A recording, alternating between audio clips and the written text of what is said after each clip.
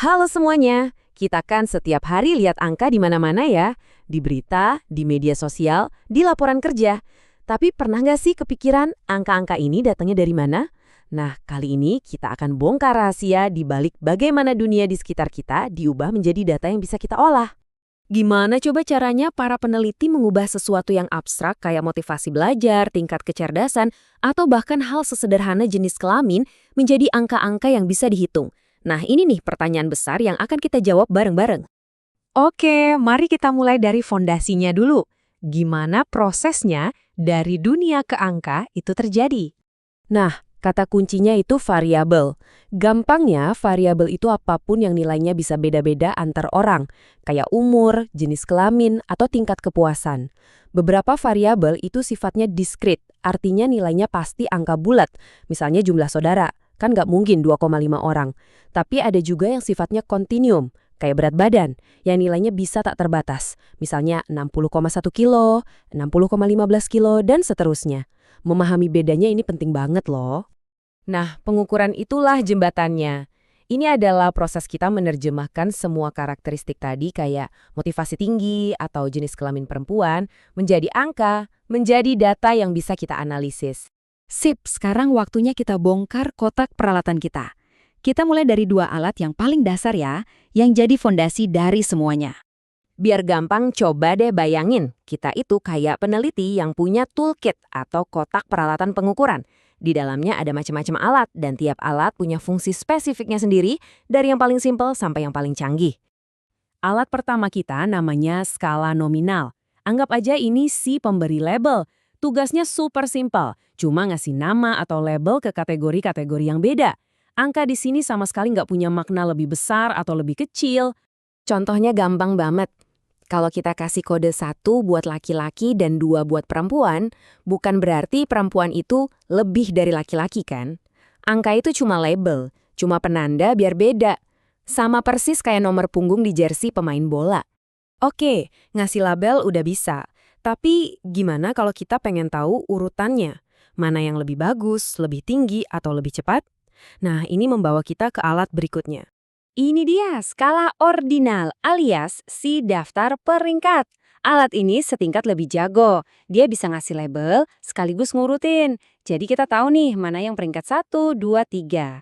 Tapi, ada tapinya nih. Dia nggak bisa ngasih tahu seberapa jauh jarak antar peringkat itu. Coba bayangin lagi ada lomba lari. Kita tahu siapa juara 1, 2, dan 3. Itu urutannya, jelas. Tapi bisa aja kan jarak waktu antara juara 1 dan 2 itu katakanlah 2 detik. Ternyata jarak antara juara 2 dan 3 cuma 1 detik. Nah, jaraknya itu nggak sama. Itulah ciri khas skala ordinal. Oke, sekarang kita naik level ya. Kita ambil dua alat paling canggih dari kotak peralatan kita yang presisinya jauh lebih tinggi. Nah, ini nih yang penting banget buat diperhatikan. Lompatan dari ordinal ke interval itu kuncinya cuma satu. Adanya jarak yang sama atau interval yang konsisten. Gini deh, kenaikan suhu dari 20 ke 25 derajat Celcius itu kan 5 derajat. Nah, kenaikan dari 30 ke 35 derajat itu juga 5 derajat dan jaraknya sama. Intervalnya itu konsisten. Inilah dia alat kita berikutnya, skala interval. Atau kita sebut aja si termometer. Dia bisa kasih klasifikasi, punya urutan, dan jaraknya sama. Keren kan? Tapi dia punya satu kekurangan, nggak punya titik nol yang benar-benar nol. Ini pertanyaan kuncinya. Emangnya kalau suhu 0 derajat Celcius artinya nggak ada panas sama sekali? Ya enggak dong, itu kan cuma titik di mana air membeku.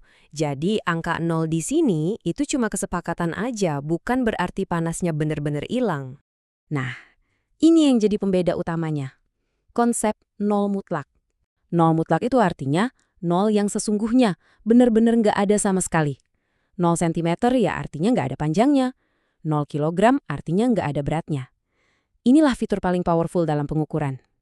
Dan ini membawa kita ke alat paling pamungkas, skala rasio alias si pita ukur.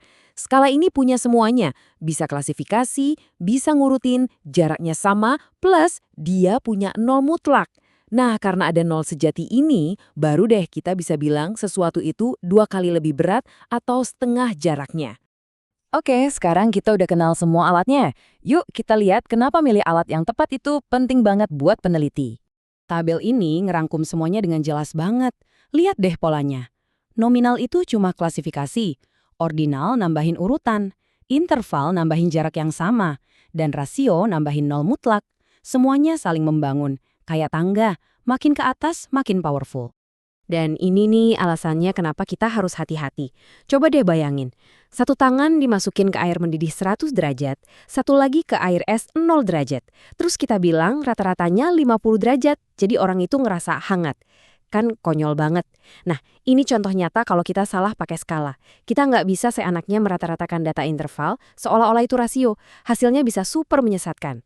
Tapi kadang-kadang peneliti itu sengaja loh nurunin level skala. Misalnya nih, data waktu lari kan aslinya skala rasio, pakai detik. Terus diubah jadi skala ordinal, juara 1, juara 2, juara 3. Emang sih kita jadi nggak tahu selisih waktunya berapa detik. Informasinya ada yang hilang, tapi datanya jadi lebih simpel buat tujuan tertentu. Misalnya ya cuma buat nentuin siapa yang dapat medali. Oke, yang terakhir, kita bahas satu konsep penting di dunia nyata, khususnya buat variabel yang kontinum, kayak tinggi atau berat badan. Namanya batas nyata. Ingat kan variabel kontinum yang tadi kita omongin di awal? Karena pengukuran itu nggak ada yang 100% sempurna, angka yang kita catat, misalnya 100 cm, itu sebenarnya mewakili sebuah rentang. Konsep batas nyata ini artinya angka 100 cm itu sebenarnya bisa jadi nilai aslinya ada di antara 99,5 cm sampai pas sebelum 100,5 cm. Ini cara statistik buat mengakui kalau ada sedikit ketidakpastian dalam setiap pengukuran. Jadi intinya ini, lain kali kamu lihat data atau statistik, coba deh berhenti sejenak dan tanya, ini diukurnya pakai alat apa ya? Skalanya apa? Cerita apa sih yang sebenarnya mau disampaikan sama angka-angka ini? Dengan mengerti alat di balik angka, kita bisa jadi pembaca informasi yang jauh lebih kritis dan cerdas.